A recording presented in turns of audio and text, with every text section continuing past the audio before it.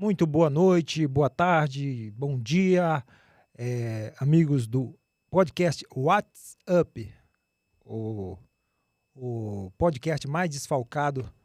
Os meus parceiros Naô, Alexandre abandonaram o navio e eu fiquei aqui sozinho à deriva. Mas só que o que salva esse podcast não são os apresentadores e sim os convidados. E eu tenho a honra, a alegria de receber aqui comigo hoje o vereador da cidade de Sorocaba, Ítalo Moreira. Muito obrigado, vereador, tudo bem? Ô, meu irmão, primeiramente é uma honra poder participar aqui do WhatsApp e, e sinto muito privilegiado e tenho certeza que o podcast cada dia mais vai crescer aí e todo começo é difícil, mas com a graça e glória de Deus vai atingir seus objetivos. É claro, eu também tenho um outro convidado, é o Sidney Silva, ele, ele que é candidato aqui na cidade de São Paulo, a vereador, perdão. Tudo bem, Sidney? Tudo bem, estamos muito felizes pelo convite. Tá certo.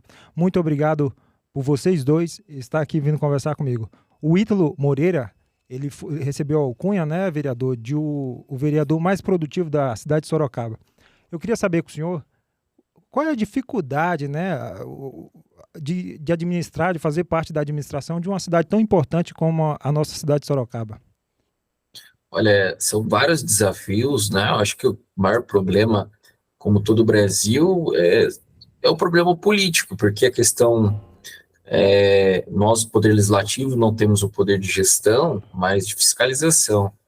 Mas a maior dificuldade, por exemplo, às vezes até para aprovar uma legislação, é muito difícil você convencer os pares, muitas vezes porque falta qualificação no sentido técnico, a pessoa não entende o projeto, não entende a importância, a vaidade, outros problemas, esses indivíduos muitas vezes colocam acima do interesse público, acima do conhecimento técnico, e essa é uma das grandes dificuldades que eu acredito que eu tenho aqui em Sorocaba, e muitos vereadores têm em outros parlamentos, né? Isso é um reflexo, muitas vezes, da falta das pessoas ligarem para a política, né? A gente tem as eleições, muitas vezes a pessoa pega um santinho no chão, vota naquele santinho que está jogado na porta da escola. Inclusive, imagina se um indivíduo daquele já está violando a lei eleitoral e a lei ambiental, porque ele está poluindo também ali, cometendo um crime eleitoral e ambiental. Imagina se ele faz isso na cara dura, imagina o que ele faz por trás, né? E ele está violando ali. Então, esse tipo de pessoa que vai ser eleita vai trazer grandes problemas aí para o eleitorado, votando muitas vezes contra o próprio eleitor que elegeu ele e várias coisas. Então, acredito que falta muito no Brasil ainda a maturidade política. As pessoas deviam ter mais cuidado para votar. Inclusive, acredito que o mesmo cuidado que as pessoas deviam ter com o político é o mesmo cuidado que tem para um relacionamento. Você não casa com qualquer pessoa, né? E é um casamento, por 4 anos, a pessoa vai casar com aquele político, né? Na hora que ela elege. Então, precisa conhecer o político nos mínimos detalhes, o que ele já fez, né? Qual é o histórico dele, o que ele pretende fazer, o que ele pretende fazer é possível ou não, tecnicamente não. Por exemplo, existem muitos vereadores que fazem promessas como se fosse um mini prefeito, um prefeito de bairro, e etc., sendo que isso não é possível. O papel de um vereador não é ser um mini prefeito, mas de fiscalizar o poder executivo, né, de poder criar legislações. É isso que serve um vereador. É, E muitas vezes há essa confusão, né? Então falta essa maturidade, né, em muitos eleitores para que tomem mais cuidado na hora de eleger, principalmente um parlamentar, mas também prefeito e tudo mais, né? Acho que essas condições são tão importantes como se fosse um casamento. Pensando num casamento de 4 anos, todo cuidado é pouco, olhar todos os detalhes, né? E ter uma preocupação com isso, não deixar para escolher um candidato no último dia de votar. Eu sei que muitas vezes é corrido por causa do trabalho e tudo mais, mas esse político com certeza vai influenciar muito da vida das pessoas, né? Por bem ou por mal, ele vai acabar ou beneficiando ou prejudicando a pessoa, né, com o passar dos anos, né? Porque a gente vive no ambiente coletivo. Então, qualquer decisão que um parlamentar toma, ela vai ter reflexo na vida de todos. Com toda certeza. Eu tive lá lá Sim. na Câmara Municipal de Sorocaba. Eu moro lá em Sorocaba, a propósito.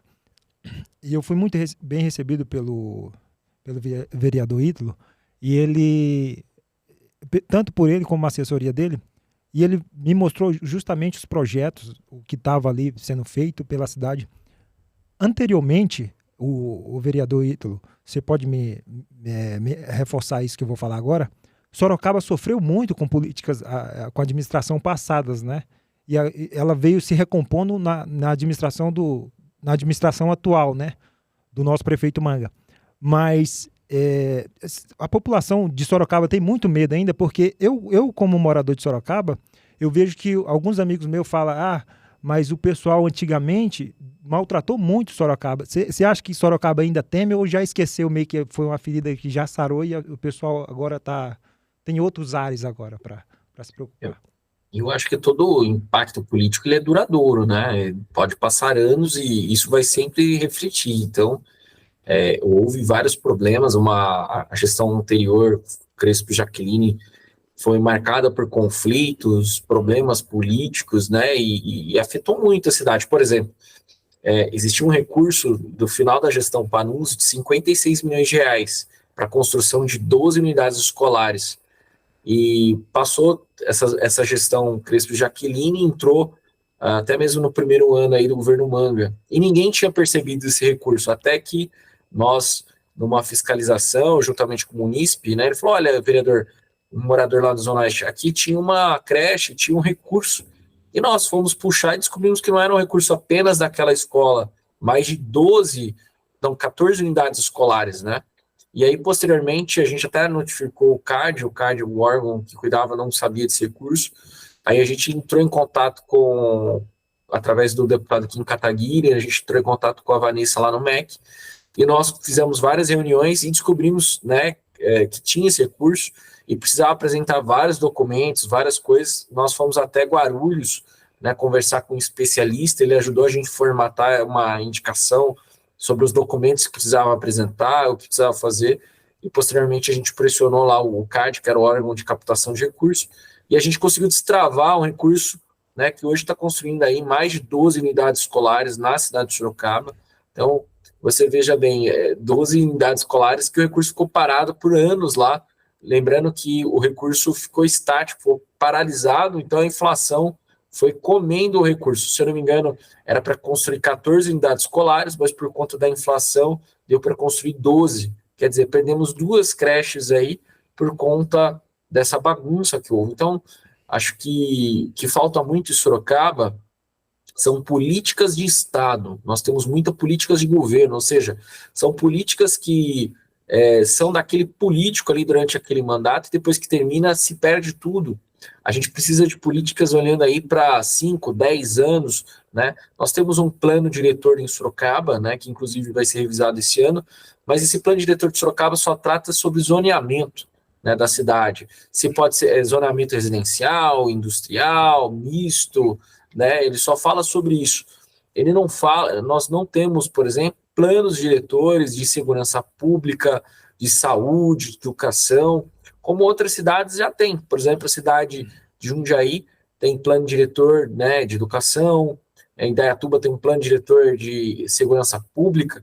É uma cidade, por exemplo, Indaiatuba, eles avançaram muito em sistemas de vídeo monitoramento, né, a Guarda Municipal de lá tem uma sede própria, Sorocaba não tem.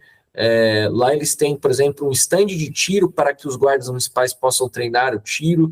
Existe um centro de operações de inteligência da Guarda Municipal, que é onde, inclusive, eles têm convênio com outras forças policiais, como a Polícia Militar, a Polícia Civil, que, inclusive, se você for lá, vai ter um policial militar do lado dos guardas municipais, né, fazendo ali o vídeo monitoramento da cidade. Então, essas políticas públicas são extremamente importantes, né? Você fazer política de Estado, pensar em médio e longo prazo, não só de maneira imediata, né? Porque pensando de maneira imediata tem tudo para dar errado. Então, acho que... E trazer a academia para dentro também. Né? Sorocaba tem muitas universidades, né? instituições extremamente importantes, a Uniso, o Facens, Fatec, o Unesp, né, o Fiscar, né, e várias outras, né, o NIP, né, e a Atom, poderiam ser trazidas para dentro do poder público. Inclusive, a gente até fez uma lei, né, nossa autoria, que permite esses convênios, inclusive a contratação das universidades, pagando ali recursos para o professor, para os alunos, desenvolverem coisas para a cidade, né? Isso seria extremamente brilhante, porque muitas vezes, por exemplo, nós temos o problema de alagamento em Sorocaba. Simplesmente o político acha que tem que estreitar o rio, aumentar o asfalto para cima, como foi feito em gestões anteriores, gastando milhões e não tendo efetividade. Só torrando a grana do povo e nada, né? E nada, sendo que você poderia fazer o quê? Investir de verdade, né?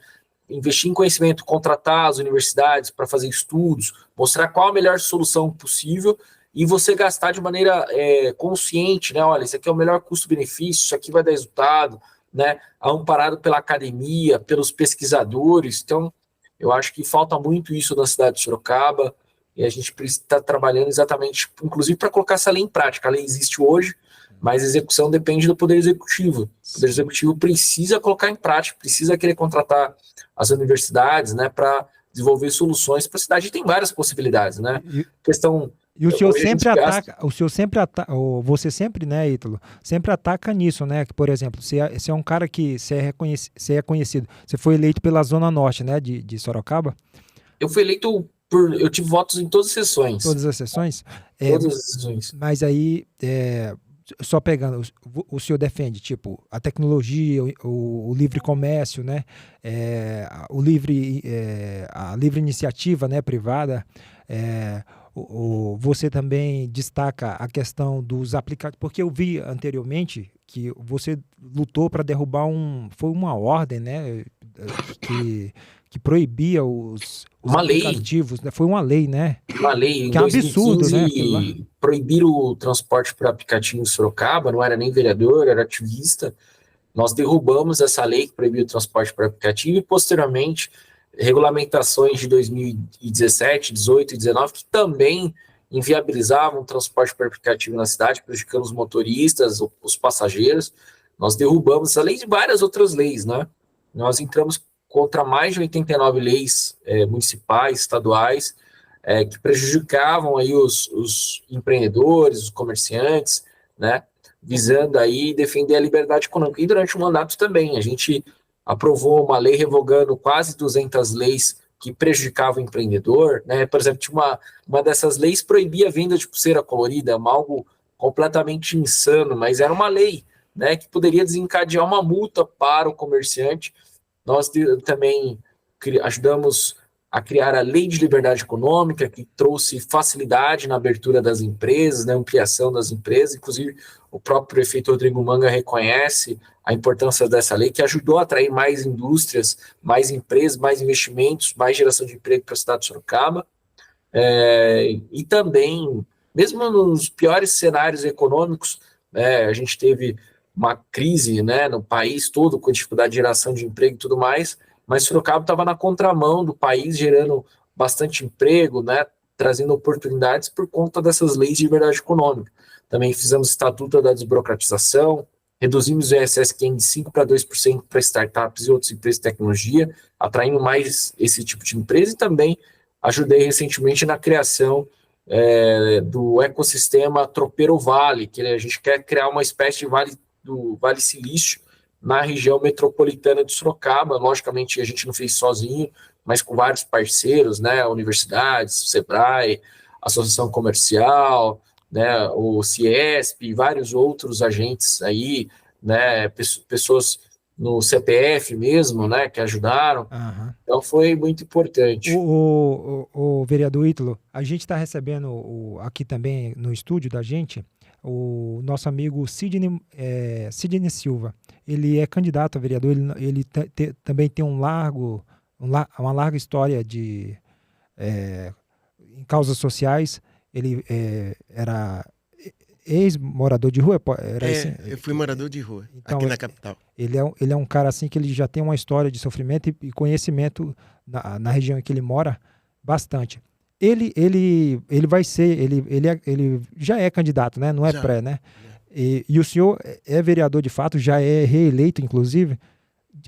Precisa trabalhar para isso ainda, né? A gente não foi reeleito ainda, né? Não, mas o senhor já foi vereador 2 vezes, não? Não, sou vereador de primeiro mandato. Ah, tá. Desculpa, foi falha minha. Imagina. Foi falha minha. Mas o senhor, de fato, já é vereador. Sidney, de alguém que quer ser vereador para alguém que já é, teria uma pergunta para ele? Por exemplo, a questão da população em situação de rua, no caso de Sorocaba. Sorocaba é pertinho ali de Votorantim, não é isso? Isso. Isso. E tem essa problemática aí também? Claro que tem dimensões bem menores, eu acredito, né? Claro, Cid, primeiramente é um prazer te conhecer, meu irmão.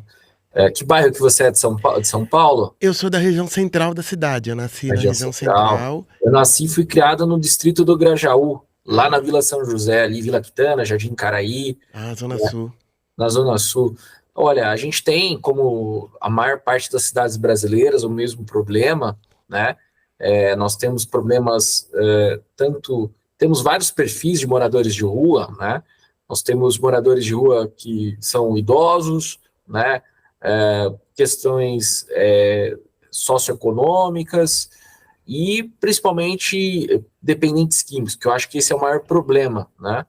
Outros que são normalmente homossexuais, pessoas também com problemas psiquiátricos, né? Mas eu acho que o que mais pega talvez são os dependentes químicos, porque a questão socioeconômica é muito mais tranquila, porque você tem, aqui em Sorocaba, por exemplo, você tem o SOS, tem um lugar para a pessoa dormir, para a pessoa comer, né? E eu conheço vários casos. Uma vez veio alguns rapazes para fazer uma obra, né? E eles eram do Nordeste e o pessoal deixou eles à míngua, né? Não tinha onde eles dormir, não tinha, né? A gente interviu ali chamando o SOS, eles acabaram indo para o SOS para dormir e tudo mais. A gente até ajudou eles com currículo e tudo mais. Eles foram para a construção civil mesmo, né?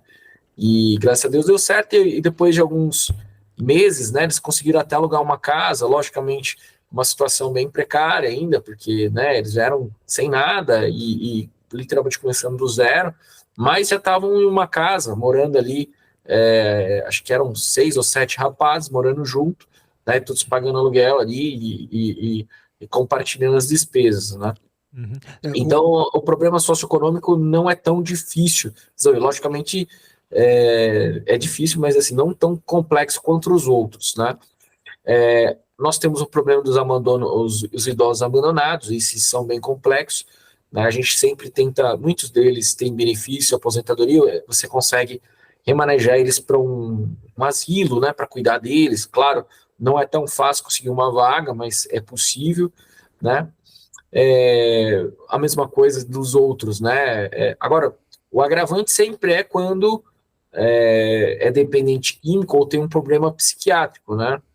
Muitas vezes essa pessoa tem até um auxílio, né, seja um LOA, algum benefício mensal, mas a pessoa, principalmente o dependente químico, ele gasta todo o dinheiro com droga. Inclusive, a gente vê isso, né? Inclusive, eu acredito muito na internação compulsória, na internação involuntária de dependentes químicos, porque eu já vi pessoas morrerem, né? Tem um caso aqui da Câmara Municipal de Sorocaba, que eu estou pegando esse, ele é bem simbólico. Era um Marcelo Rodrigues, ele era chefe de gabinete de um vereador aqui na Câmara. É um rapaz que aconteceu algumas frustrações da vida e ele já ele consumia bebida alcoólica, né, bebia muito álcool e agravou quando a esposa separou, houve várias problemáticas, né, e ele acabou por conta do vício e do parar na rua. Nós internamos ele pelo menos 3 vezes aqui em Sorocaba, principalmente no Grasa, que é uma referência tratada no independente químico, mas ele não ficava, e ele entendia muito de legislação, ele dava carteirada, inclusive, nos locais, e conseguia sair, né, porque ele entendia muito de legislação, ele era muito inteligente, né, até que a gente está no mandato desde 2021, né, então a gente internou ele desde 2021, até que 2023, o Marcelo, a gente tentou internar ele em uma outra clínica de Itu, né, teve uma iniciativa até juntamente com os comerciantes que conheci ele lá da Avenida de Verde Frufru, e até eu assumi a responsabilidade, né, para internar ele e tal. Nós levamos ele, só que ele chegou lá, ele estava com uma bactéria na perna, né, e foi identificado que ele tinha que se tratar, né, mesmo aqui o PH do Sorocaba Santa Casa, porque o caso dele não era um caso de internação, né, mas a gente conversou com o secretário de saúde, com o coordenador de saúde, a gente conseguiu a vaga para ele ser internado, por ele ter uma condição especial de ser morador de rua, né, porque é um tratamento que se trata em casa, né, e nós conseguimos a vaga para ele, né, mas o Leandro chegou por volta das 8 horas com o Marcelo lá no PH, né, e ficou até 5 horas da tarde, e ele não queria ser internado, tentando convencer ele, e posteriormente eu tentei convencer ele, né, e infelizmente ele não quis ficar, né, e ele voltou até para a rua posteriormente, e 2 semanas depois eu achei ele na porta da minha casa, desmaiado, com convulsão, chamei o SAMU, ele foi, né, internado, voltou com uma bolsinha, né, já, posteriormente a isso depois também, a gente tentou internar ele se recusou, né, e posteriormente ele foi encontrado lá no Jardim Carandá, que também fica na Zona Norte, na praça, caído, o pessoal mandou mensagem pra gente, a gente chamou o SAMU para ele, foi para Santa Casa, o estado dele era extremamente grave, né, a perna dele, desde o primeiro momento, né, que eu comentei anteriormente, já, se não fosse tratado, a gente sabia que tinha o risco dele ter a perna amputada, ele acabou tendo a perna amputada, a gente entrou em contato com a família e tudo mais, ele acabou vindo a óbito, né? Nossa. E então, e foi uma coisa muito triste, né? Então, eu acredito muito na internação involuntária, pensando principalmente no caso do Marcelo. Se você não tiver isso, que o Marcelo era consumidor apenas de bebida alcoólica, né? Ele não fazia mal para ninguém, ele não roubava ninguém, ele pedia as coisas ou tentava vender uma bala, uma coisa assim. Então ele era uma pessoa que não fazia mal para ninguém, acabou se auto prejudicando. Aí nós temos o caso dos dependentes químicos, usuários de crack, né? Que já é um outro caso, né? Nem todo também dependente de crack faz furtos, faz roubos, né? A gente também tem o caso do Cabelo, que é um rapaz, inclusive chegou a morar no meu comitê, né? Ele chegou a trabalhar até na lojinha da minha família, eu conheci ele na rua, né? Durante a minha campanha, ele panfletou voluntariamente na minha campanha, e aí peguei uma amizade com ele, daí deixei ele morar no comitê, inclusive ele ficou lúcido, né? Foi parar na Cracolândia, depois a gente trouxe ele de volta, nunca roubou nada, nem nada, né? Mas infelizmente também é outro caso, né? Ele não... quando ele tem recaída, ele cai, né? Então a internação involuntária seria importante, esse é um caso. Mas aí quando a gente vai para os usuários de crack, a maioria dos usuários de crack são responsáveis pela maior parte dos furtos, né? Seja em Sorocaba, seja em São Paulo, né? Aqui em Sorocaba, os dependentes de usuários de crack chegavam a índices superiores a 70% e quase 80% dos furtos na cidade de Sorocaba, e era o maior grupo responsável também por roubos, né? Então, eu acredito que o dependente, principalmente de crack, né, deveria ser internado de maneira involuntária, porque além dele se auto-prejudicar, ele corre o risco dele prejudicar outras pessoas, né? Mas é bem complicado, né, o Ítalo, porque tem muitas questões, né? A internação compulsória, ela é algo que até é uma boa, seria olhado de uma boa maneira, mas tem muitas complicações, tem jurídica, né? Tem alguns termos que tem coisas que aí não pode fazer. Ela é possível dentro da legislação, existe uma lei de 2019 que ela já permite isso. Não é algo também assim, sai pegando pessoa, internando, não é assim. Precisa do laudo médico. Precisa saber se a pessoa é perigosa, né? Se tem algum perigo para a sociedade, né? Não, só dele ser dependente químico e comprovar isso, já seria internado. E assim, já vale? Valeria. Só que depende do médico. O médico laudando, olha, ele sofre de fissura e tal, né?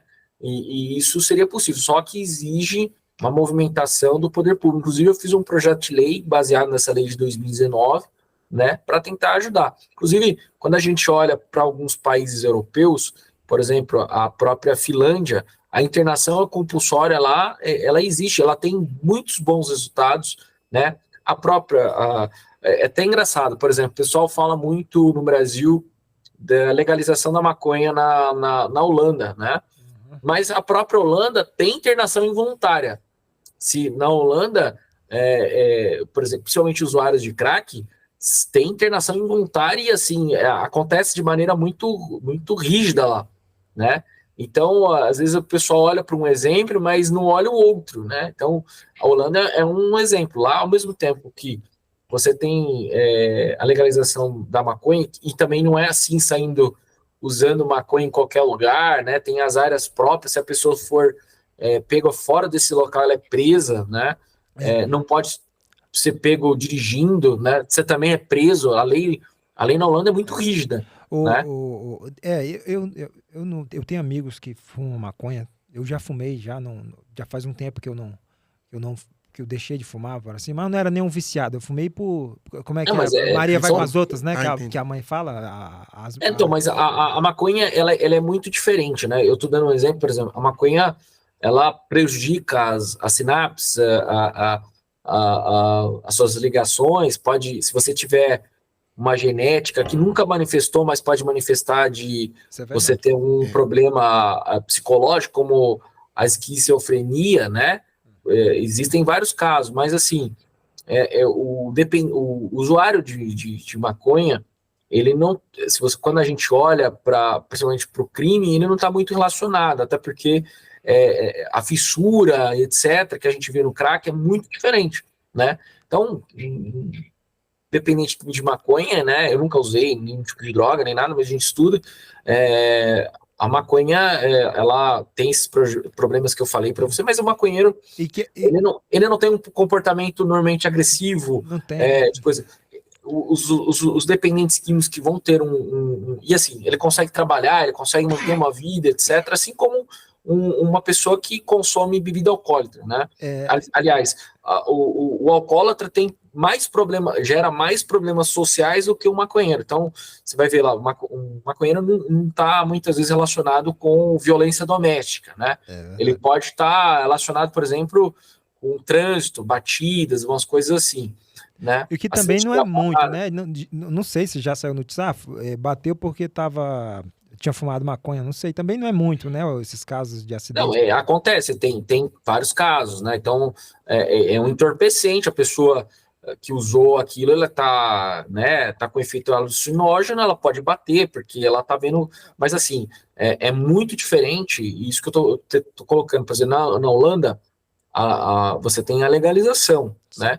Então, os índices criminais lá são baixos, porque e a lei é muito rígida, né? Mesmo tendo o consumo de maconha, tem áreas restritas, então você não pode fumar em público, né? Tem a Praça Vermelha, então o cara tem que usar nesses espaços aí que são espaços que foram criados. Agora, o que muda dos outros dependentes químicos, né? Você tem o dependente químico de cocaína, que tem comportamentos agressivos, está muito relacionado à violência doméstica, às vezes até o crime, mas tem alguns dependentes químicos aí, usuários de cocaína, que ainda consegue trabalhar, ele tem a família, ele tem as recaídas dele, né? Isso prejudica muito a vida dele, mas ele, vamos dizer assim, ele consegue manter o vício dele, né? Pagando, trabalhando, tendo uma vida assim, não vou dizer normal, mas muito consegue ainda. Agora, o vereador Ítalo, o senhor, eu apresentei o Sidney para o senhor, e o senhor teria assim alguma pergunta para ele também, no sentido, com a experiência que ele já foi uma pessoa em situação de rua, o senhor teria alguma pergunta assim? Claro, acho importante. Só para finalizar, então, e você tem um dependente de crack, né? Aí o crack, ele tem fissura, né? Ele não consegue ficar muito tempo sem a droga, acaba furtando, roubando, não consegue manter o vício. Droga não é legal, né? Tem que... droga mesmo essa, como o senhor falou, crack, essas drogas que vamos colocar aqui chamada, essas drogas mais pesadas, né? Essas ilícitas, como a gente tem falado, ela prejudica, não ajuda, né? No caso, isso é fixo, é batido fixo, não tem o que falar, não, libera. Até numa brincadeira falando que a gente diz, né, zoando, né, com o maconheiro, a gente fala assim, o problema do maconheiro é só um, é que ele acha que vai resolver o problema do mundo liberando a maconha. E leva na esportiva, né, essa brincadeira.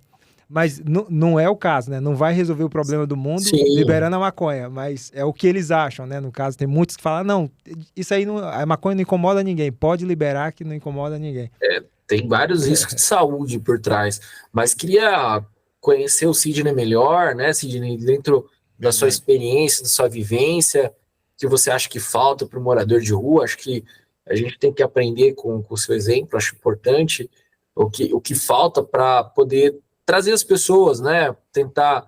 Até em Sorocaba a gente a gente apresentou um projeto do House First, que é o Primeira Casa, que é um projeto para tentar trazer as pessoas para uma moradia, para um círculo de empregabilidade, né? Acho que isso é importante. Bom, meu nome é Sidney Silva, né, vereador, e a todas as pessoas que estão nos assistindo. Na verdade, a minha experiência pessoal foi que eu sou filho de moradores de rua aqui do bairro do Belém. Eu nasci no Belenzinho, aqui no centro expandido da cidade. Depois, meus pais, de tanto puxar carroça, trabalhar na reciclagem, que é uma coisa que acontece muito aqui na cidade de São Paulo, a minha mãe desenvolveu um AVC. Nesse período, a gente morava num quartinho, a gente era bem pobre mesmo. E a gente morava nesse quartinho, e aí eu perdi a minha mãe. No AVC, ela sofreu muito, um AVC detona a vida de uma pessoa, sobretudo de uma mulher. E aí só sobrou, dessa família curtinha de 5 pessoas, só sobrou 4. Eu, meu pai, meu irmão e minha irmã. Meu pai ficou viúvo, então, da minha mãe. Para criar esses outros 3 filhos foi uma dificuldade. E meu pai já tinha um braço cortado, o antebraço dele cortado, quando ele caiu de um trem na infância, e o trem passou na metade do braço dele. Ele só podia trabalhar com trabalhos informais. Então ele vendia aqueles bilhetes lotéricos, de leão, daqueles bichos. Bem antigo, né? Bem antigo. E aí depois, acho que quando ele está uns 4 anos que ele está viúvo da minha mãe, ele vai atravessar a rua lá no Belém, de um lado para o outro da calçada, e um caminhão de leite de laticínios pega ele em cheio e ele também fica paraplégico. Nossa. E aí ele vai sofrendo, e ele definha, e eu deixo ele com a minha irmã mais velha. Nesse período que eu deixei ele com a minha irmã mais velha, lá na cidade de Franco da Rocha, aqui na Grande São Paulo, eu perdi contato com ela, porque ela se mudou de uma cidade da região metropolitana, que é Franco da Rocha, para uma cidade chamada Caieiras, que também é muito próxima. Só que ninguém sabia dizer onde ela estava. E o meu irmão também, que era meio darilho, meio que se perdeu, dentro desse problemática da nossa família, ele meio que se perdeu na vida. E ele também vivia pela cidade de São Paulo, que você nunca achava ele, né? E aí eu fiquei na rua. Nesse período que eu fiquei na rua, eu fiquei puxando carroça, que era ofício que o meu pai e minha mãe havia me ensinado, porque por muitas vezes eu ia em cima da carroça para a escola. E muitas vezes eu tinha que ajudar eles, como os meus irmãos também. Eu fiquei praticamente 5 anos na rua, e para fugir do álcool, da droga, da drogadição e da alcoolização, como eu tinha carroça, que era a coisa que meus pais tinham, esse instrumento de pegar latinha ou papelão, eu inventava, na hora da cena de uso, eu inventava que eu tinha uma geladeira velha para pegar um fogão. Só que na verdade eu não tinha nada, é que eu não queria usar nada pela primeira vez, porque o grande problema do dependente químico é você experimentar pela primeira vez. Sem dúvida. Que aí você fica dependente. Até que quando eu já não acreditava mais que eu ia sair da rua, e essa é uma visão de a maioria da população de rua tem, em situação de rua, que você não vai sair da rua, um padre muito importante, que não é o padre Júlio Lancelotti, que é um grande amigo, mas que era o padre José Carlos, lá da Zona Sul, lá pertinho da onde você teve toda a sua vida, ele me tirou da rua, e eu passei, então, a trabalhar com ele numa casa chamada São Lázaro. Essa casa São Lázaro, lá no bairro do Brás, no centro, ela recebe aí uns 300, 400 moradores em situação de rua. Como eu já tinha um ensino médio completo, então eu virei um orientador socioeducativo, que é aquela pessoa que lida diretamente com o morador em situação de rua. Eu fiquei lá 1 ano. Naquele mesmo ano, eu fui morar num hospital abandonado. Eu entrei no movimento sem teto da região central, e eu fui trabalhar com com eles, né? Com essa população em situação de rua, nesse abrigo chamado São Lázaro. Lá no São Lázaro, e também onde eu morava, nesse hospital abandonado, que a minha mãe havia morrido, aquelas 500 famílias de sem-teto falaram: Sidney, você gosta muito de ajudar o povo, você poderia se candidatar. Eu falei: mas quem vai votar numa pessoa? Isso aí foi que ano que ela falou isso pra você? Acho que foi faz uns 10, 15 anos. Aí eu falei assim: mas como, se eu moro na rua, ninguém vai votar numa pessoa que mora na rua. Se pudesse candidatar ao conselho tutelar da região, você vai contribuir muito nesse cargo eletivo de conselho tutelar. Ela te deu um caminho. Ela me deu um caminho. Aí quando eu estava na situação de rua, eu lia muito revista Veja, tudo que o pessoal jogava fora, Estadão, então eu era um menino muito informado. E aí eu sabia até como podia ser candidato ao conselho, quais eram as requisições que um candidato tem que ser para ser conselheiro em São Paulo e tal.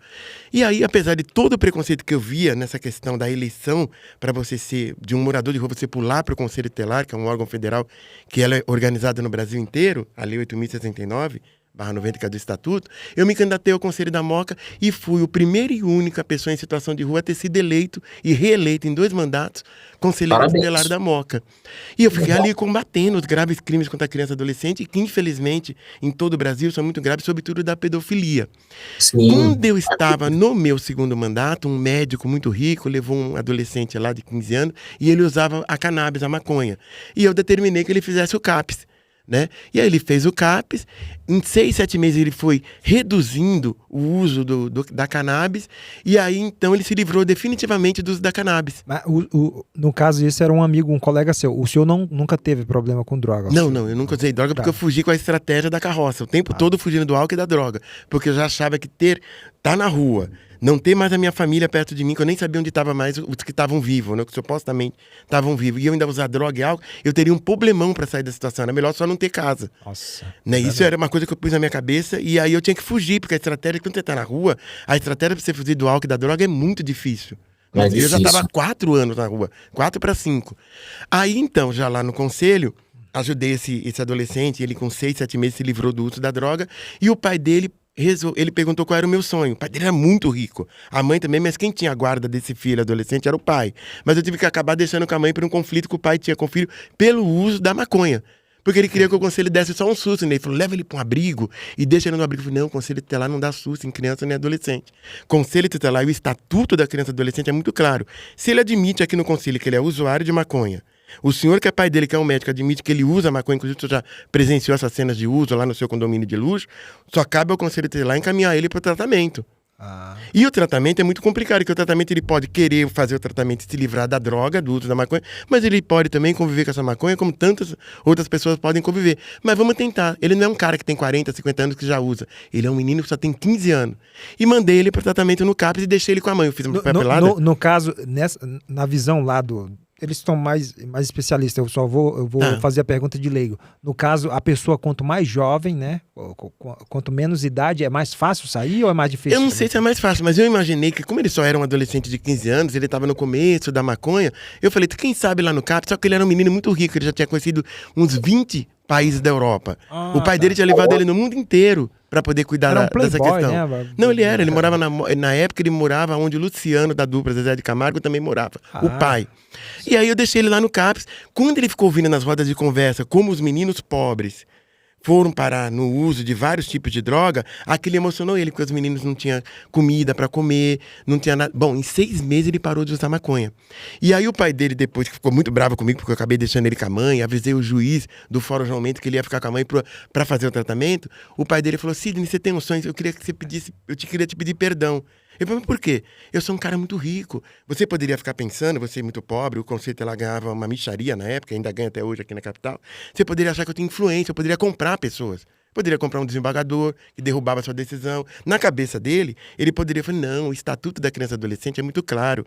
A prioridade é da criança e do adolescente. Nenhum desembargador iria reformular, só se fosse uma decisão absurda do Conselho. Mas a decisão era clara. Era a prioridade da saúde desse adolescente.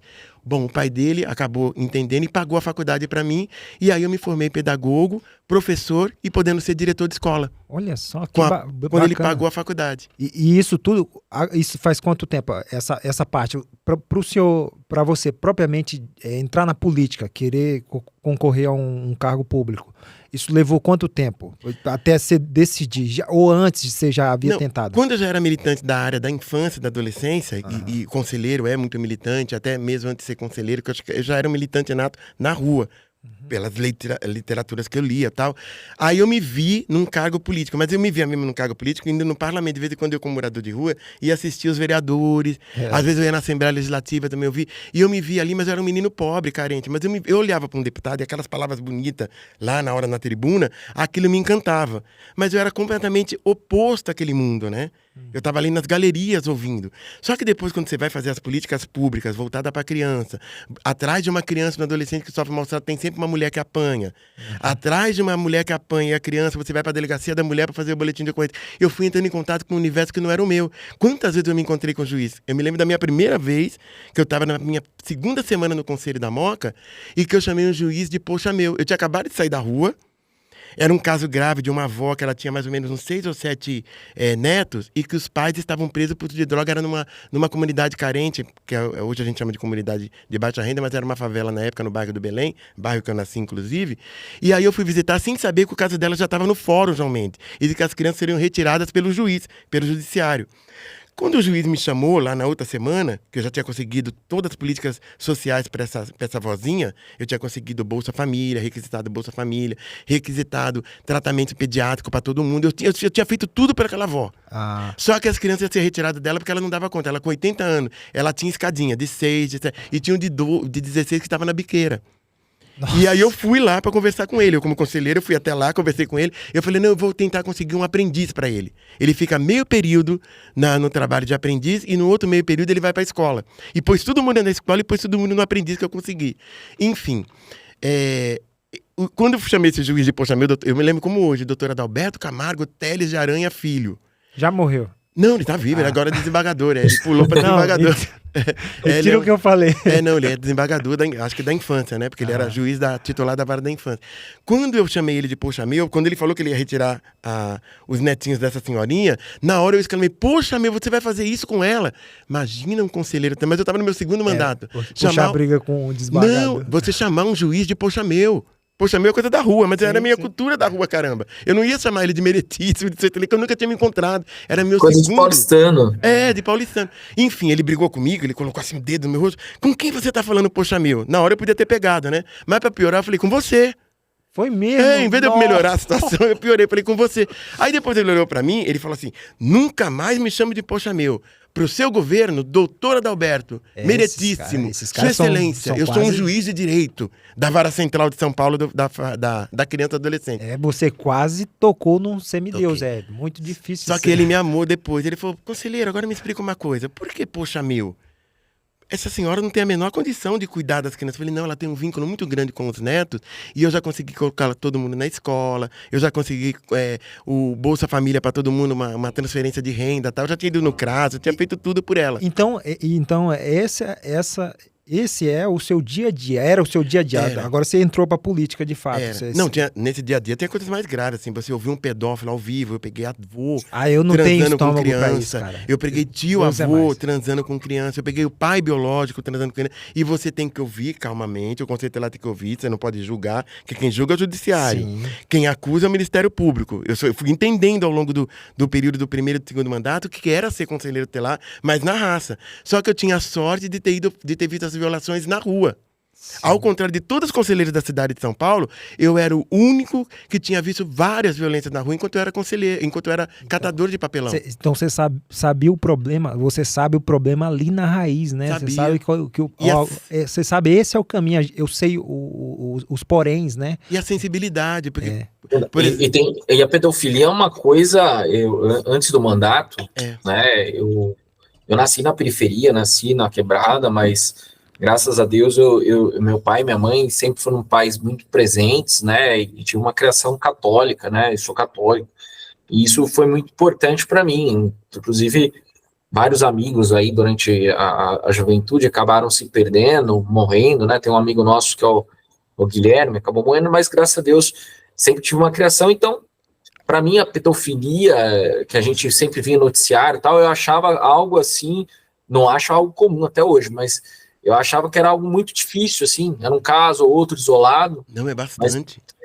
Mas durante o mandato, a gente viu que é algo cotidiano, né, que muito próximo, né, os casos, aqui no gabinete a gente pegou vários casos de pedofilia, né, a gente teve uma atuação, inclusive, junto ao Conselho Tutelar, Isso. né, e ao Ministério Público, teve um caso, que inclusive tem um caso envolvendo um professor aqui em Sorocaba, né, o professor Reinaldo, inclusive está foragido, a gente Esse cara tá foragido?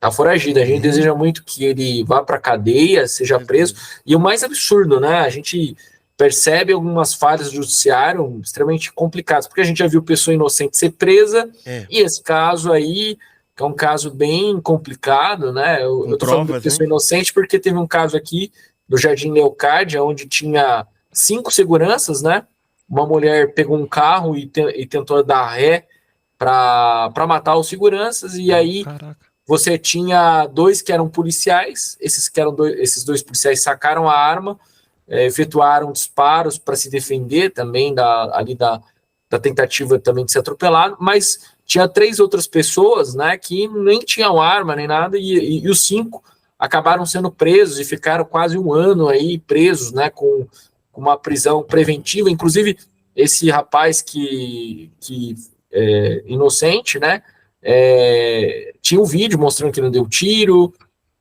Ele, quando a polícia chegou na casa dele e a mulher dele ligou para ele, ele se entregou, ele falou, olha, ele não estava em casa, né, ele voltou para casa dele só para se entregar e ficou um ano, né, e aí a gente vê um caso do pedófilo que o professor Reinaldo abusou de uma criança alguns anos atrás em Pilar do Sul. De alguma maneira ele fez algum acordo com o judiciário pedindo demissão, ele foi solto, ou seja, já era um reincidente. De alguma maneira ele prestou concurso público para a cidade de Sorocaba e entrou na rede municipal de Sorocaba, e ele abusou de mais de 24 crianças dentro da sala de aula. Nossa. Né? E isso em quanto tempo? 1 ano, 2 anos, 3 anos? Desde que ele estava na rede. A gente não sabe quanto tempo ele abusa, mas o caso 0 foi uma criança, a mãe e procurou a nossa ajuda, né? Chegou no nosso gabinete, ela e tudo mais. Houve falta de suporte por parte da prefeitura, porque isso foi uma luta nossa, né? Inclusive a gente quer e continua brigando. Inclusive a gente deu todo o suporte jurídico. A gente tem uma amiga nossa advogada e um advogado nosso que entrou no caso, porque as crianças estavam desassistidas, né? Aliás, a criança 0, né? A gente não sabia que eram várias crianças, ou achava que era um grupo ali de 5, 8 crianças, e a gente achava que o estupro foi aquele estupro mais dele ter enfiado a mão nas partes íntimas, sem penetração, né? E não foi, crianças, né? Não, teve penetração mesmo, né? A gente vai descobrir isso, o que acontece que a gente vai provocar ali vai ajudar, né? A Polícia Civil vai lá, faz um excelente trabalho, prende o pedófilo, né? E aí a gente entra a gente pede de maneira administrativa que a prefeitura encaminhe todas as crianças que ele deu aula para escuta especializada, assim como vamos dizer assim, a vítima 0, que é a que vai destrinchar, né? Mas infelizmente isso não aconteceu, né? Houve até algumas orientações erradas aí para as possíveis vítimas não fazer boletim de ocorrência, né? Segundo o relato delas, e posteriormente a gente vai dar esse suporte jurídico. Entramos com o advogado, né? Começamos a movimentar um processo, pedimos ali a questão da perícia do notebook que foi apreendido na casa do estuprador, porque tem provas materiais, tanto desde a época da escuta especializada, né? E aí, dentro do notebook dele, foi observado que ele não abusou apenas de uma das crianças daquela escola, mas de outras escolas, e ele possivelmente gravava vídeos e fazia material para a Deep Web, para vender na indústria pornográfica, né? Inclusive, lembra muito aquele filme Em Busca da Liberdade, né? Um filme que fez muito sentido para mim quando eu assisti aquele filme, lembrando dos casos que a gente pegou no mandato. E esse marginal, né, ele pegou uma prisão preventiva, né, de 30 dias, né? Aliás, uma prisão temporária de 30 dias, mas por algum motivo o judiciário comeu bola, não deu a prisão preventiva a tempo, ele estava no presídio, ele foi solto, quando entrou a prisão preventiva dele já estava na rua, e ele está foragido, possivelmente, se ele não for preso, ele já deve ter abusado de crianças, ou vai abusar em algum momento, ele é um sociopata, psicopata, e tem que estar preso, né? Se ele não estiver preso, ele vai continuar abusando de crianças e destruindo vidas. Inclusive, uma dessas crianças era um menino, né, numa reunião, a primeira reunião que nós tivemos com...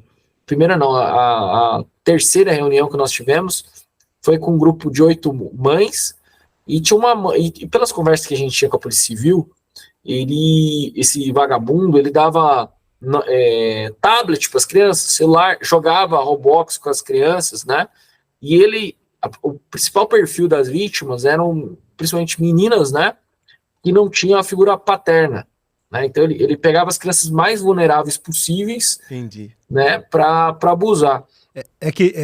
O pedófilo, ele tem muito um modo de operar, né? Tem. Você acha que se as famílias fossem mais educadas, educada que eu digo assim, tivesse um conhecimento a mais fosse transmitido para as pessoas, você acha que evitaria muitos casos? Eu acho que evitaria, né? Mas eu acho que falta muitas vezes, talvez, uma conversa com a criança, assim, porque às vezes a criança é inocente, né? Então, falta essa questão, assim, né? Lógico, nesse caso do professor, era o ambiente mais improvável de todos, né? E, assim, ele era sociopata. Então, assim, não dá nem para o pai e a mãe se culpar ou falta de educação, porque ele poderia... inclusive famílias estruturadas também. Inclusive, a gente viu alguns perfis... Ele tinha preferência, né, por esse perfil, né?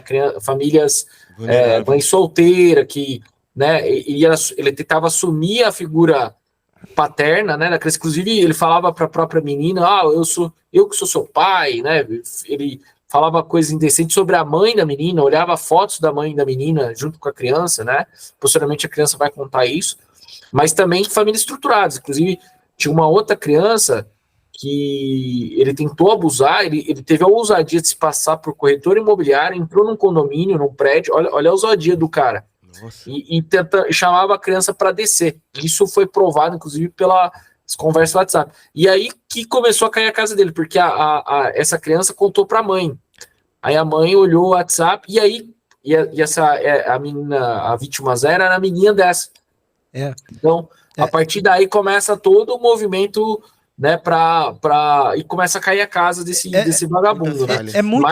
É muito triste, né? Porque eu tenho minha sobrinha, eu tenho meu sobrinho também, que é pequeno, que a gente fala, mais são meninas, mas também meninos devem ser assistidos, né?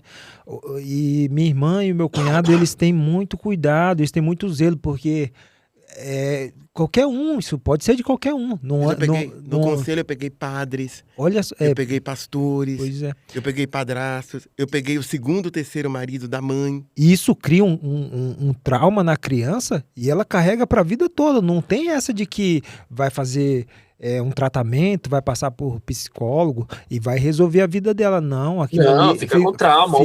Então nessa terceira reunião tinha uma mãe que, por conta desse perfil que eu tinha falado para você, que a gente achava inicialmente, né, até tinha uma conversa com a Polícia Civil, ela falou, meu filho é menino, tal, ele tá com um comportamento estranho, olhando o bumbum e tal. Então a gente tá falando, mas eu acho que era só para tentar acalmar ela também, que ela estava muito preocupada. Mas posteriormente com as imagens, a gente viu que tinha menino também, e tinha penetração, não era só o estupro com a mão e tal. Ele chegou a estuprar crianças aí de 2 anos de idade, né? Ele foi vulnerável. À toa que a imagem era muito pesada. O primeiro dia que eu vi, eu até gravei um vídeo atacando ele no Instagram, tava revoltado, né? E fiquei muito irritado, passei mal, né? Porque eu também tenho 4 sobrinhos. Eu chamei o rapaz da TV Tem, né? Ele passou mal quando ele viu e tal, ele escreveu o caso que a gente chamou a imprensa para dar visibilidade, para tentar prender esse vagabundo que tá solto. É um negócio nojento, né? Eu ia perguntar pro vereador Ítalo se porventura, mas ele já meio que respondeu, porque a lei, eu vou perguntar para vocês dois, vocês podem reforçar. Vocês acreditam que a nossa lei, a lei brasileira, ela alivia para esse tipo de crime? Ou que. Para todos. Eu acho que a lei brasileira ela é muito branda, muito fraca, né? Ela devia ser muito mais rígida, e ao mesmo tempo também, como eu falei, o sistema judiciário ele é muito confuso. Então, quem é para prender não prende, quem é para acaba prendendo inocente no meio do rolo. Então, acho que falta um cuidado maior, né, nesse sentido de estrutural, e eu acho que assim, a gente tem vários, eu acredito muito em políticas públicas, eu acredito muito na teoria da janela quebrada, mas também na questão da lei da tolerância zero, né? A gente tem o caso marcante aí, que é uma referência nacional do Giuliani, que foi prefeito de Nova York, acho que no final dos anos 80, início dos anos 90, onde Nova York tinha um alto índice criminal, ele aplicou ali a tolerância zero, quer dizer, o cara pinchou um muro, cadeia, jogou uma bituca de cigarro, cadeia. Então, pequenos crimes ele tratava com muito rigor, né? E isso e ao mesmo tempo também com a política de tolerância zero, ele pinchou o muro, eles iam lá, já pintavam o muro novo, já limpava, né? Faziam melhoravam a iluminação pública, já faziam a zeladoria, né? E isso deu bons resultados. A gente viu os índices criminais de Nova York despencar. O Ítalo, tem o Estatuto da Criança também, né? Mas eu acho que até o Estatuto ele é uma lei muito boa. Olhar. É porque vai por esferas, né? Tem o de trânsito, né? Tem o Estatuto da Criança. Só meio que para julgar alguns crimes tem que pegar essas cartilhas, né? Só que o Estatuto da Criança a lei brasileira mesmo. Se você pegar o Código Penal brasileiro, ele é muito ruim, né? Não, ele é da década de 40, né? Então, e ele é muito ruim, ele acaba beneficiando muito a criminalidade, e a gente tem vários exemplos, né? A gente pode pegar, por exemplo, o próprio Estados Unidos, né? É um país rico e tudo mais, mas cada estado tem uma política diferente, né? A gente lá tem um federalismo, né? Ou seja, cada estado tem sua lei. E você vê o Texas, que é muito próximo da Califórnia, né? Você hoje tem uma segurança, tem uma taxa de homicídio, os índices criminais são extremamente inferiores à Califórnia. A Califórnia, a partir de 2014, veio muito com esse discurso, um discurso, vamos dizer assim, de leis brasileiras, né? Eles abrasileiraram lá a legislação deles, né? Falando aquele mesmo papo furado que a gente escuta no Brasil, que a população carcerária era alta, que tinha que aliviar para os pequenos crimes, e houve um plebiscito, onde a maior parte da população da Califórnia votou favorável à descriminalização, né, de furtos até $400, né? E o que começou a acontecer na Califórnia? Os índices criminais começaram a aumentar, não só de furto, né? Começou a aumentar os índices piores, como a taxa de homicídio, né? E vários outros. A própria violência policial começa a aumentar, porque é natural que, se você aumenta vamos dizer assim, a impunidade, os bandidos ficam mais soltos, e naturalmente você vai ter mais conflitos com a polícia, né? Então começou a aumentar, etc. E aí eles tiveram uma brilhante ideia, acho que 2020 ou 2018 ou 2019, né, de aumentar, fizeram um novo plebiscito e no mesmo discurso, olha, tá morrendo gente, tá tendo muito conflito com a polícia, vamos aumentar aí o valor do furto, né? Aumentaram de $400 para $800, $900, quase $1.000. Com isso, a violência teve uma escalada muito grande na Califórnia, né? A Califórnia hoje, até aqui em São Paulo, no Brasil, é mais seguro que lá. Por exemplo, muitos supermercados na Califórnia tem vidro nas partilheiras, a pessoa tem que pedir para o funcionário abrir para pegar, né? Parece até uma cena que eu vi quando era criança em Diadema, né? Meu pai vendia palito para churrasco, eu cheguei lá em Diadema, lá, acho que era no Eldorado, no bairro, para você só entrava no mercado que o rapaz conhecia. Você não conhecia, você pedia para ele, devido ao tanto de furto, né? E furto não, roubo mesmo, assalto, mão armada, você pedia fazer igual o gás, ele girava o que você queria, você punha um dinheiro, ele punha um dinheiro, né? Ele cobrava e devolvia para você a mercadoria. Entendi. Então... Vereador, só porque eu tenho que apertar aqui, que a Claro. gente tá acelerando agora, mas a gente conhece a sua política em São Paulo, você sabe, a gente sabe, eu como morador de Sorocaba posso falar que o vereador Ítalo tem uma agenda muito voltada para a cidade, tem um compromisso muito sério com a cidade, e eu acredito, não é porque ele está aqui com a gente não, mas eu acredito que Sorocaba ela tem uma classe política de primeira, pelo menos em sua maioria, né? Porque a gente sabe que nada é 100%, mas a maioria ali, pelo que eu pude ver quando eu estive lá na Câmara, é que são vereadores voltados mesmo e comprometidos com a cidade. Você sente orgulho de se andar em Sorocaba. Você olha as ruas, você olha que ela é uma cidade bem tratada. E Sorocaba serve de exemplo para muitas cidades ali na região. Quem olha para Sorocaba não é uma cidade perfeita, não existe cidade perfeita, na minha opinião, mas é uma cidade que a classe política está muito voltada a manter e construir uma cidade cada vez maior, porque Sorocaba ela é imensa, você vê o polo industrial dela é gigantesco, é questão de bem-estar de vida, a questão da finança, os ganhos lá são bem melhores. Eu tenho 1 ano e pouco em Sorocaba, eu vou para 2 anos agora, e realmente foi uma cidade assim que foi como eu posso dizer, foi um divisor de água, um negócio assim que falou, caramba, aqui foi a cidade onde eu consigo me fixar, consigo ir à frente, porque realmente aqui o negócio da grana é bom, o negócio aqui é rentável, tá entendendo? Você tem gosto de morar na cidade. É como o Manga falou, eu acho que você adota também, né, Ítalo? Esse daí eu não vi ainda, mas você vem morar em Sorocaba, porque é o que o Manga sempre fala. Eu acho que Sorocaba... ela tem vários defeitos, é uma cidade, mas eu acho que a classe política ia melhorar bastante, né? Ela tem um potencial muito grande, né? Até que cidades menores, como Indaiatuba, por exemplo, Jundiaí é uma cidade menor que Sorocaba, que tem um PIB maior que Sorocaba, né?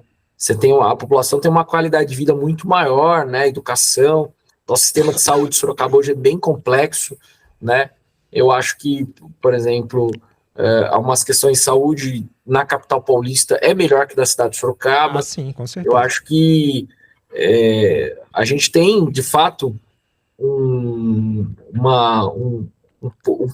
sorocabano, o custo de vida é menor em Sorocaba, né? Então, se você vai num restaurante em Sorocaba, com R$50, você come muito bem num restaurante em Sorocaba e tudo mais. Em São Paulo, você vai gastar aí 100, R$200 e olhe lá, né? E não come tão bem quanto aqui, né? Então, o custo de vida em Sorocaba é menor, né? Porém, eu acho que São Paulo... porque é capital, né? Eu não joguei assim, acaba tendo até mais empregos, mais trabalho, mas de fato... porque é 11 milhões de habitantes. A valorização de um trabalhador lá em Sorocaba, na minha visão, porque eu sou eletricista, então eu tenho... Quando eu cheguei em Sorocaba, foi rapidamente, eu entrei para o setor industrial e rapidamente me destaquei, tipo, consegui receber um bom salário, consegui receber boas propostas, então foi um negócio que foi bem encabeçado e eu consegui me encaminhar bacana, sem, como é que fala, eles têm uma semana lá que eles têm que ir procurando trabalhador, que não tem na cidade, então é um negócio... a gente tem... Mutirões. Mas veja, é um emprego qualificado, né? Também a indústria de Sorocaba exige muito disso, porque a gente tem um problema muito grande hoje em Sorocaba, e isso que falta muitas vezes, e é uma das nossas preocupações do mandato, a qualificação. Porque você tem vagas de emprego, várias pessoas procurando emprego, mas as pessoas não conseguem ocupar esses postos de trabalho, né? Porque são desqualificados, né? Não tem Exato. E assim, é a falta de oportunidade mesmo, né? Hoje, por exemplo, a Zona Norte, até então, não tinha cursos profissionalizantes gratuitos para capacitação das jovens. Eu mesmo fui aluno do Fernando Prestes, né? Moro no São Guilherme até hoje, e era muito difícil. Isso que eu tive a possibilidade de passar no vestibulinho e tal. Era muito difícil para mim pegar ônibus para longe e tal. Minha família, querendo ou não, tinha uma condiçãozinha melhor, então eu conseguia comprar um lanche ali para comer, pagar o transporte, mas muitas pessoas não têm essa condição. Então, o senhor chegou em Sorocaba em 2009, não foi? 2009, 2009. né? O senhor veio, o senhor já tinha ligado, desculpa, eu não vou saber o momento em que o MBL, o senhor é ligado ao MBL, né? Sim, o MBL surge em Sorocaba em janeiro de 2015. 2015. Nós somos cofundadores, né? Mas quando eu cheguei aqui em 2008, finalzinho de 2008, início de 2009, eu vim por duas coisas, né? Primeiro, para ajudar o meu irmão. Meu irmão montou uma lojinha e me chamou para vir para cá, né? E eu vim ajudar ele a trabalhar. E o segundo foi que eu passei no vestibular, né? No vestibulinho do DTEC. Então, eu vim para estudar, né? E aí,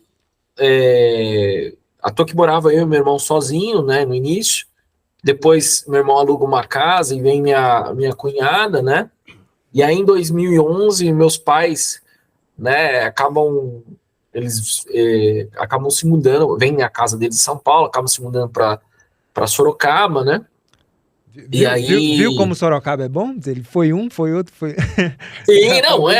A qualidade de vida, aqui não tem trânsito, aqui tem bastante oportunidade, mas tem uma ciclovia boas lá. oportunidades, mas eu acho que assim, as pessoas também têm que tomar um certo cuidado, né? De chegar assim, é o Eldorado, né? Não existe o Eldorado, né? Não, inclusive eu presenciei um furto em Sorocaba. Foram pivetes, né, moleques lá, roubaram uma bike de alguém lá. Eu fiquei surpreso, mas realmente foi uma coisa à parte. Não sei se tem, porque eu não posso falar da segurança total da cidade, né? Pelo menos na minha região tá tranquilo. Eu andei de bike, ninguém nunca me colocou para me assaltar nem nada. Mas eu presenciei só essa parte já tem alguns meses atrás.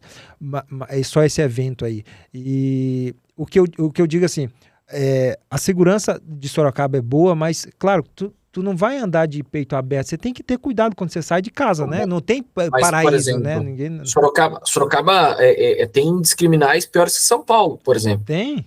Tem. A nossa taxa se nós pegarmos a taxa de homicídio de São Paulo, nós teremos aí, nos últimos 8 anos, uma taxa de homicídio assim, de 3 homicídios a cada 100 mil habitantes. A taxa de homicídio de Sorocaba é de 9 a cada 100 mil habitantes. Você pega Osasco, é de 8. Osasco, nossa, ela tá à frente de Osasco. Sorocaba hoje é a 4ª em número de furto à residência do estado de São Paulo. Isso tem um motivo muito simples. Não é que aqui tem mais ladrão nem nada. Sorocaba está com menor taxa de proporção de efetivo policial do estado de São Paulo. Hoje a média no estado, você pega aí um policial militar para cada 400 habitantes, e de Sorocaba é de 1 para 1.000 habitantes.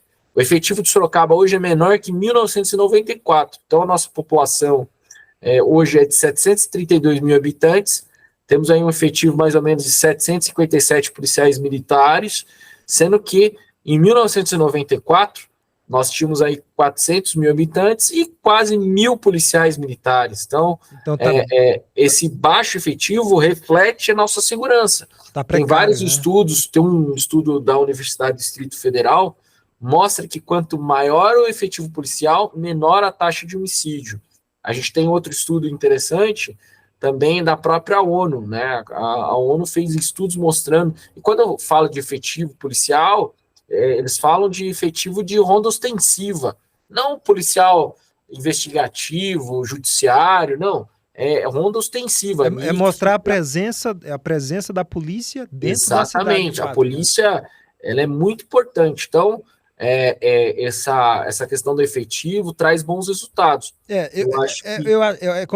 Como o senhor falou, vereador Ítalo, a cidade ela é uma boa cidade, mas ela tem suas imperfeições e ela tem que melhorar. A gente está apertando o cinto aqui, se encaminhando para o final, mas eu tenho algumas perguntas ainda para vocês. Na eleição passada, em 2020, você fez uma promessa, você fez uma promessa para o seu santo lá, e depois você foi cumprir. Você foi lá em Aparecida, fez uma jornada lá de 200 e poucos quilômetros. Como foi isso? Conta aí um pouquinho para nós aí. Eu fiz uma promessa para Deus, né? Sou devoto de Nossa Senhora Aparecida, assim como sou devoto de São Bento, Santo Expedito. Mas eu fiz uma promessa que se eu ganhasse a eleição no ano 2020, né, eu iria a pé de Sorocaba para Aparecida do Norte. Eu paguei a promessa, né? Foram 11 dias de caminhada, né? Fui de Sorocaba para Itu, Itu para Jundiaí, Jundiaí para Jarinu, Jarinu Passou em Tu. Atibaia, Atibaia Nazaré Paulista, Guaratá, Guaratá Jacareí, Jacareí Caçapava, Caçapava Aparecida, né? Então, foi uma jornada dura e refiz essa promessa novamente em 2023. Minha mãe fez uma cirurgia bem complexa, mas graças a Deus deu tudo certo e novamente fiz essa caminhada, né? Foi uma jornada difícil. Até na segunda vez que eu fui, encontrei uma jaguatirica ali na Serra do Japi, ali bem na rodovia, né? Levei um susto, saí correndo, né? Ela rosnou, ela assustou também, rosnou, né? A gente saiu correndo, porque na hora que eu vi, tava aí o Cabelo, inclusive o Cabelo era aquele rapaz que eu falei que era morador de rua, né? Eu tinha trazido ele da Cracolândia recentemente, ele foi com a gente, ele foi comigo nessa caminhada de fé, até para ele, fez bem para ele ficou um bom tempo. E qual foi a promessa para essa eleição, caso o senhor ganhe? Vai repetir a caminhada? Eu já tenho a promessa, eu tô desde 1º de agosto sem comer massa, comer massa não, sem comer carne, né? Eu vou ficar 3 meses sem comer carne, que seja, só volto a comer carne dia 1º de novembro. É? Né? Tô 12 dias sem comer carne, né? E vou ficar até 2026 sem comer massa. Eu fiz isso já na outra eleição. Eu fiquei de 2000 e algum momento ali, sei lá, acho que agosto de 2020 até janeiro de 2024 agora, sem comer massa. Voltei a comer massa esse ano, até guardei um pouquinho depois e passei mal porque eu acho que eu desacostumei a comer massa o primeiro dia que eu comi, né? Eu comi pouco ainda, né? Eu era acostumado a comer 2, 3 pizzas, fui comer uma, 2 massas, já pesou assim, inteira, por mais que estava muito bom. Se a pizza for boa, eu como uma pizza inteira sozinho. Por incrível que pareça. Mas eu como até 3 pizzas, eu adoro pizza, eu adoro massa. E você fez alguma promessa para pagar para santo? Não, a minha promessa vai ser, se eu vier a conquistar uma cadeira na Câmara Municipal de São Paulo, ter todas as políticas públicas da assistência, do desenvolvimento voltada para essa população mais vulnerável. Olha que eu vou lá a minha te população. Viu? Eu tenho, assim, as promessas de campanha a gente cumpriu todas, né? Por exemplo. E a minha ideia, só um minutinho. E a minha ideia, assim, é também vislumbrar você ter como referência alguém que veio lá de baixo, né, que é muito difícil, para transportar, né? Mas para santo não fez nenhuma, para nenhum santo. Não, porque eu acho que também não, assim, no meu caso, não dá para ligar uma coisa religiosa. Eu tenho várias promessas, viu, Ítalo? Eu tenho várias promessas para pagar, eu quero ver se eu ponho umas caminhadas dessa aí que vocês fizeram, que você fez. Eu vou novamente Aparecida a pé, e com o nosso eleitorado, todas as nossas promessas foram cumpridas, né? Eu sou um vereador que não usa verba de gabinete. Aí. E isso, a gente gerou uma economia de R$1 milhão, né, juntando os 4 anos no mandato.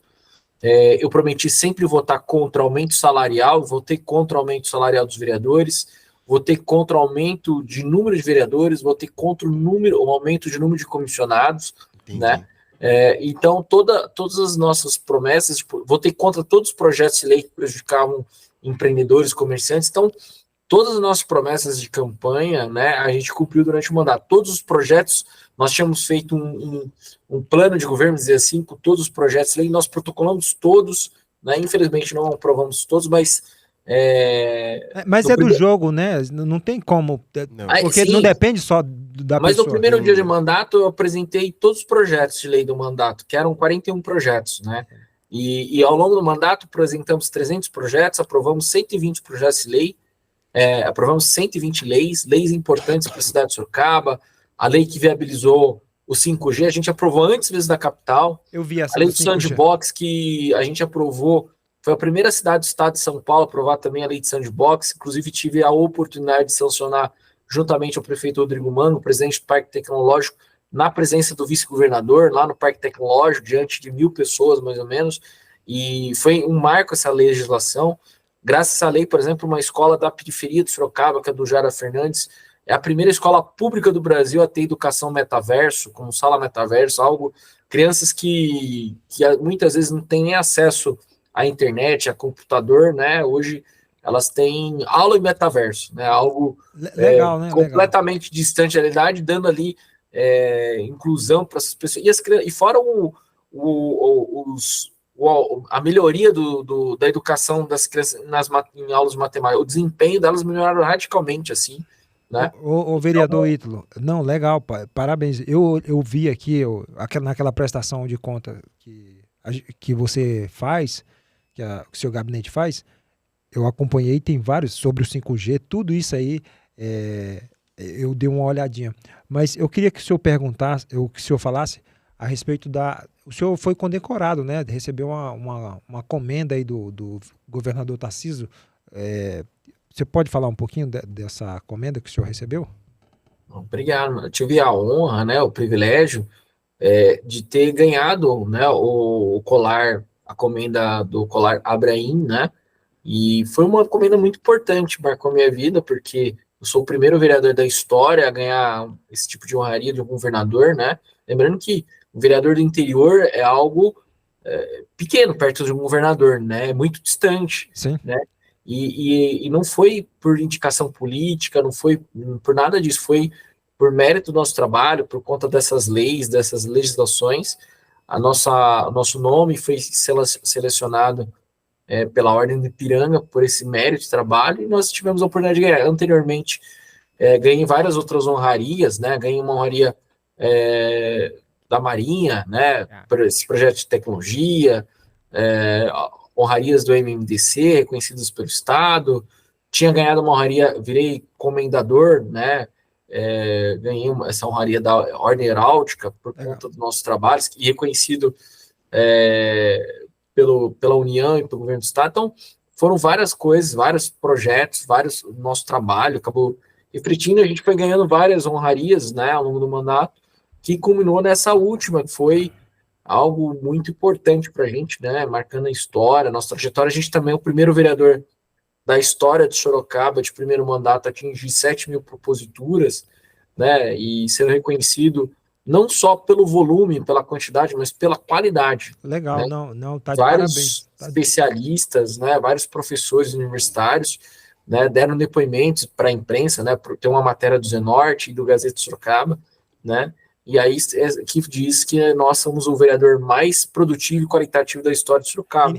Então essa alcunha veio desse jornal aí para o senhor?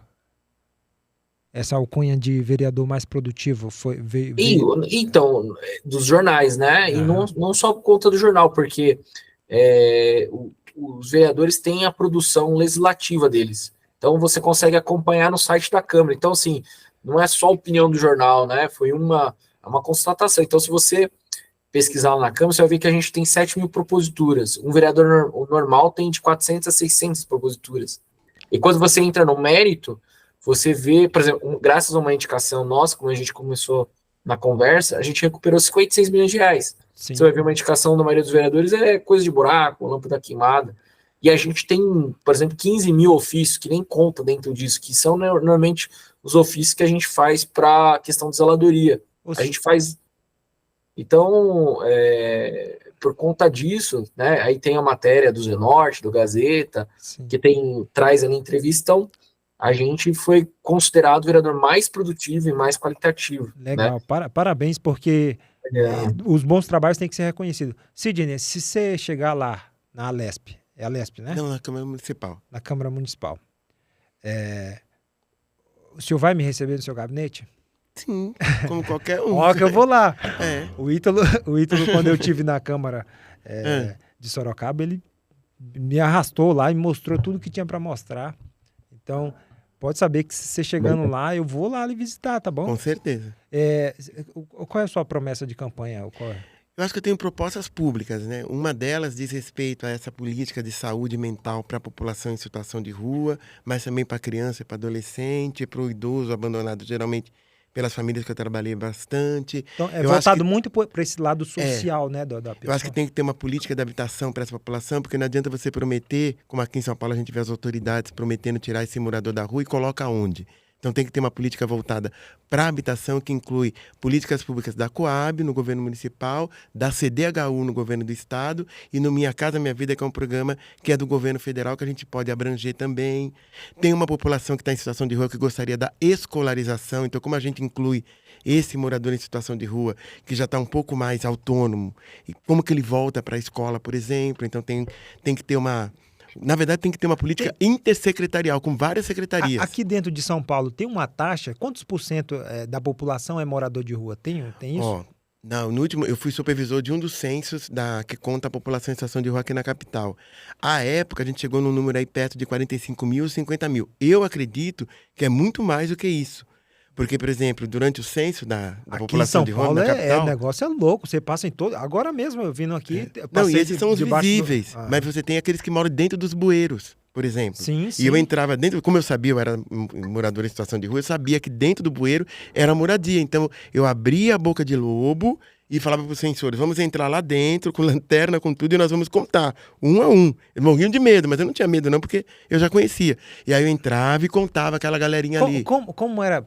Porque geralmente quando você tem algum filtro que você fala, aqui é morador de... Você via primeiro, você ficava monitorando, como você fazia isso para saber que tinha gente ali? Não, porque durante o trajeto que eu passava com a carroça, na região central, que pega uma parte da Moca, Braço, tal, eu já via que algumas pessoas moravam ali. Na hora que você vai pro abrigo, para almoçar, para tomar um banho, para lavar sua roupa, também as pessoas comentam onde estão morando.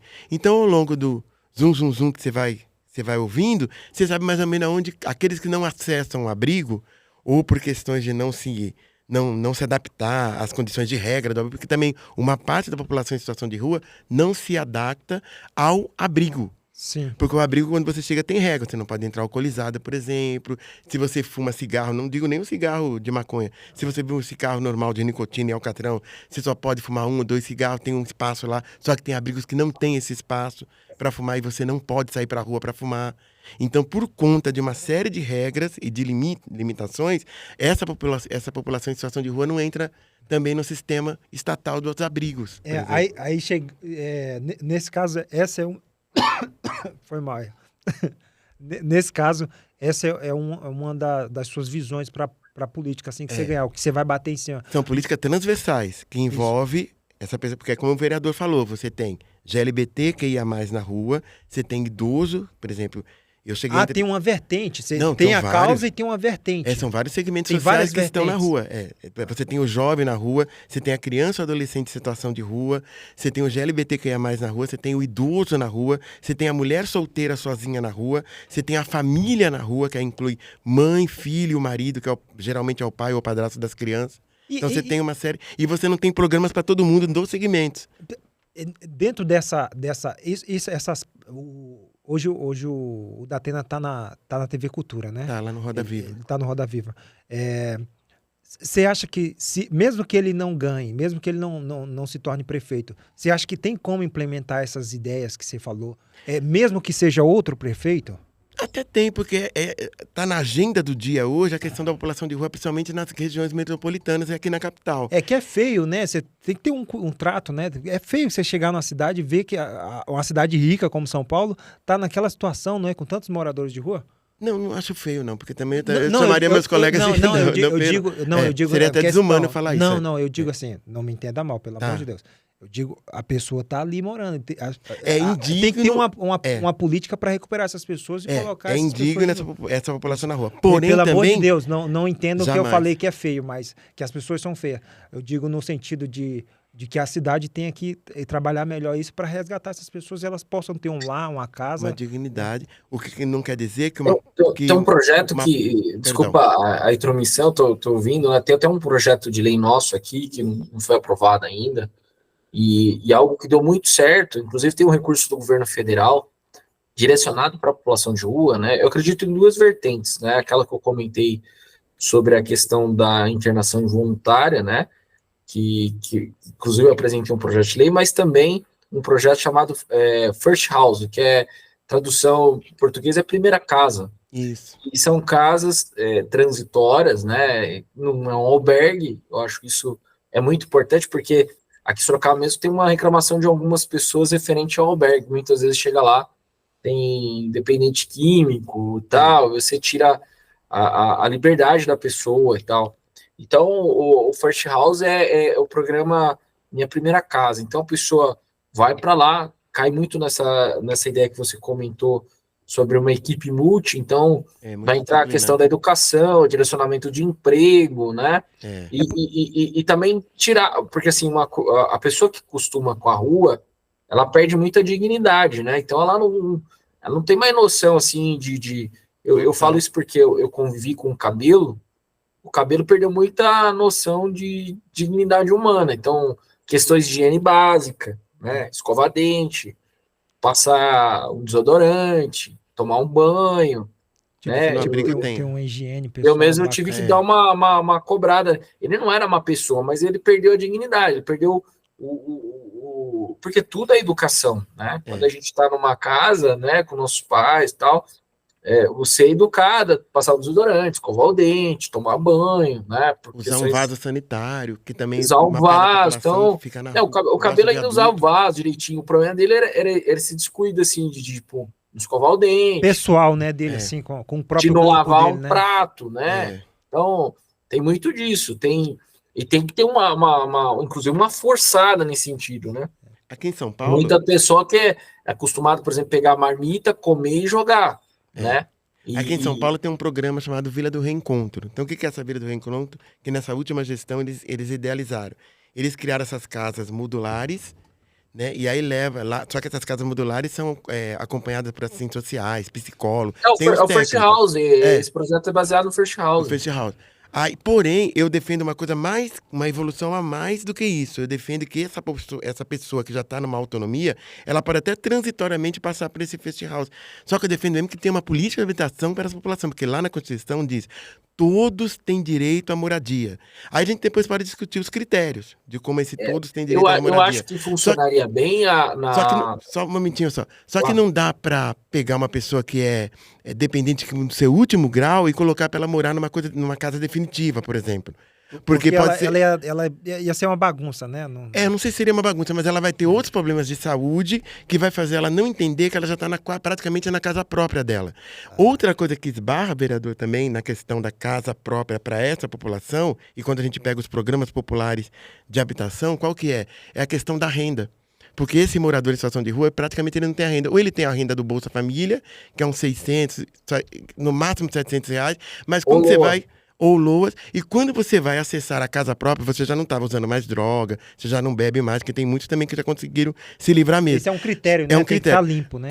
Não, isso não é critério não, mas quando ele chega lá na Coab, ou quando ele chega lá no Minha Casa Minha Vida do governo federal, ou no governo do estado, quanto que o senhor ganha? E aí essa pessoa ainda não tem uma geração de renda, ela não tem emprego, e ela só tem aquela renda pública. Aquela renda não serve... Que é um benefício que ele pode perder a qualquer momento, que era só um programa, aquela renda não serve para ele compor renda, para ele começar a pagar o imóvel dele próprio. Tá. Então, com isso, ele também se frustra, ele vai lá no Minha Casa Minha Vida, e para piorar o Minha Casa Minha Vida, por exemplo, só do governo federal, só para fazer uma crítica. O Minha Casa Minha Vida, sabe quem administra a Minha Casa Minha Vida? Quem? O banco, a Caixa Econômica. Banco, geralmente... Não é do governo, não? É do governo federal, mas a Caixa Econômica é do governo federal. Porém, banco tem a visão de lucro. Então, quando um morador de rua chega com uma roupinha simples para subir lá na Avenida Paulista, onde fica, por exemplo, esse Minha Casa Minha Vida aqui em São Paulo, a Avenida Paulista é uma das mais pujantes de São Paulo, uma das mais nobres de São Paulo. Aí, quando você vai receber um cara para falar de um programa popular, mas ele está naquele banco, naquela agência na Avenida Paulista, desde a porta que ele chega ali, o cara que é o guarda, me perdoe, ele fala, o senhor está pensando em comprar uma casa própria? Vai olhar para a roupa dele, ele vai sofrendo preconceito até ele chegar nesse andar em que está esse local. Quer dizer, ele desiste ali na porta. Entendeu? De tentar conseguir uma coisa. Falta dignidade também no atendimento dessa população. Mas eu acho que, eu falando de experiência, essa semana mesmo, a gente teve na sexta-feira, no Alto Ipanema 1. Eu tenho uma outra visão. Eu acho que, quando você... Eu não estou falando nem morador de rua, estou falando um grupo que a gente vai pegar, né, um grupo morador de rua, a gente está falando de um grupo de pessoas excluídas. Isso. Né, que está, sei lá, classe F. Quando a gente entra na classe E e D, né, que vamos dizer assim, uma classe que o pessoal fala miserável, né? E a classe C, que é a classe pobre, que é a classe que a gente está, a classe B e C, classe pobre e tal, e a classe A, que é a classe média alta, e aí o rico, etc. Mas a classe, vamos dizer assim, classe D e E, ela já tem pessoas de área de risco, por exemplo. A prefeitura, muitas vezes, isso acontece muito. Pegam essas pessoas de área de risco que nunca pagou aluguel, não pagar água e luz, Verdade. tem vários outros problemas e simplesmente dá um apartamento para essas pessoas, né? Não E dá, aí não vira dá um certo, caos, né? que é o que está acontecendo hoje no Alto Ipanema 1, né? É um empreendimento aí de 2012, 2013, ou seja, 10 anos depois. Existe um movimento de algumas pessoas que pagam um condomínio querendo tirar essas pessoas que não têm. Tem 400 apartamentos lá, e tem 270 ordens, 270 pessoas estão inadimplentes, né? E esses outros cento e pouquinho aí, 130, existe um movimento para tirar esses outros, né? E só pode votar, isso está inclusive no estatuto deles, né? Foi definido dentro das votações, só pode votar e decidir quem está com o carnê em dia. E aí existe um movimento, inclusive é um condomínio que o tráfico está presente dentro lá, inclusive eu estava lá, o pessoal traficando assim, ó, dentro do condomínio, inclusive até eu que nasci no Grajaú fiquei meio assustado, porque aonde eu vim, pelo menos na minha infância e adolescência, tinha biqueira lá, mas era um lugar isolado, era uma viela, era um lugar que não podia ir criança, e os caras estavam traficando no meio de criança, no meio do pessoal, assim, né? E aí a polícia, inclusive, chegou e ouviu os caras correndo e tal, aquela coisa, depois voltaram, porque eles estavam fazendo até um churrasco.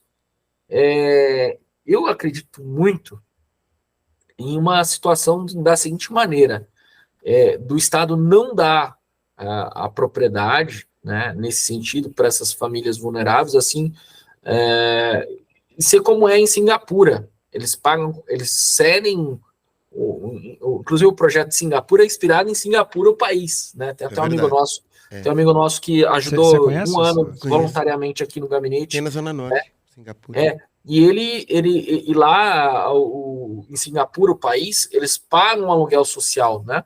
Só que assim, a pessoa tem que dar contrapartida, né? Eu acho que é muito importante, não só um morador de rua, né? Ou ex-morador de rua, porque ele vai passar a ter uma casa, e também fazer esse acompanhamento, mas exigir contrapartida. O que é exigir contrapartida?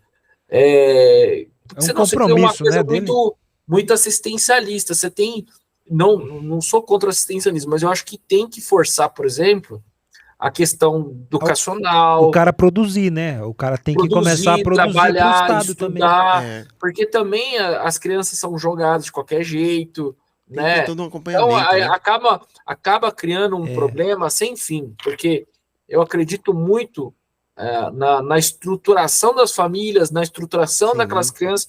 Agora, pensa, primeira coisa que eu acho que devia mudar muito no Brasil, inclusive na legislação federal, tinha que ter, obrigar o planejamento familiar. A pessoa, teve 2 filhos, ela não está conseguindo nem cuidar desses 2 filhos, então para ter o terceiro, para receber benefício do governo, então vai ter que fazer uma cirurgia ali, né, e pelo menos temporariamente, ela vai ficar, depois qualquer coisa ela faz uma cirurgia e consegue reproduzir de novo. Mas eu acho que não, vereador. Isso é muito complicado. O governo não quer entrar nisso, de entrar para educar a família. É difícil, é muito difícil mas o governo entrar. Mas é importante, porque senão você cria um ciclo vicioso, e é isso que eu percebo, de pessoas que são destruturadas, essas crianças não vão continuar destruturadas e elas vão ter mais filhos ainda, vão ficar mais estruturadas.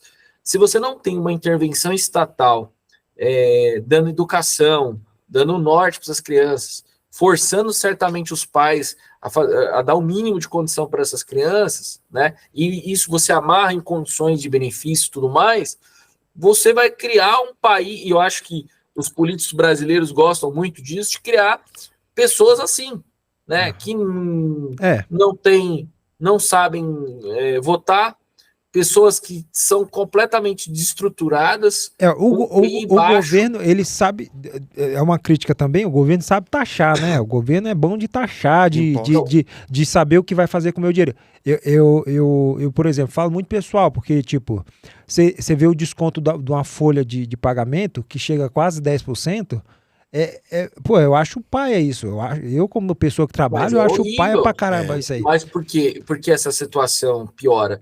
Porque você tem um governo, por exemplo, quando a gente fala de Tiradentes, né, no século XVIII, por 20% de imposto, morreu por 20%. Foi uma revolução, deu uma revolta.